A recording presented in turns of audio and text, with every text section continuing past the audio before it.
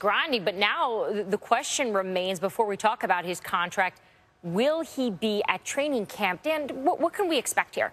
Well, I don't know why he would hold out of training camp other than to make a point. We've seen some players do this over the years, maybe miss a day or two and take the fine just to make it known that he's upset if negotiations aren't going well. At this point, I don't personally have a handle on how those negotiations are going. I don't see the incentive for the Rams to do anything anytime soon other than to keep their best player happy, and that's not always enough incentive for teams to get things done. Rams general manager Les Snead has said that negotiations have gotten serious, but then they tapered off over the last several months. It makes me think that, no, a deal won't get done, and nor do I think, Dan, that there's that much incentive really for either side. I think Donald, you know, he might want to get the money. We talked about this with Darren Woodson yesterday, about trying to maximize the number of deals you get over your career. So you want to get the new deal started as soon as possible. That being said, there's a lot of guys that are going to send new benchmarks for money earned in the next few years.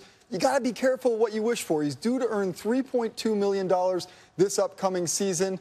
Ultimately, I think he'll wind up playing that out, and then it's time for the Rams to, by the way, pay the man. And they did pick up his fifth-year option for 2018. The problem is, because he was drafted outside the top 10, that option is for about $6.9 million. If he'd been picked 3 picks earlier, that would have been an option probably in the $11 million a year range. So that hurts him definitely. He's obviously vastly underpaid relative to his production. Since he entered the league, there are only 9 players that have more sacks than Aaron Donald does, and all 9 of them play on the edge, as do the next 8 players on that list. So what he's doing from the defensive tackle position is ridiculous. He deserves the money, but if he can wait, he could be in a position where he could be the highest paid defensive player in the league. This is going to work out okay for him. He is a dominant force on the field. The Rams know that. The rest of the league knows that. Yeah. Eventually, Donald's getting paid. Yeah, Monday we had Miami's Ndamukong Suh on the show with us, and we asked him about Donald's contract, and he said he's a top 3 player at that position.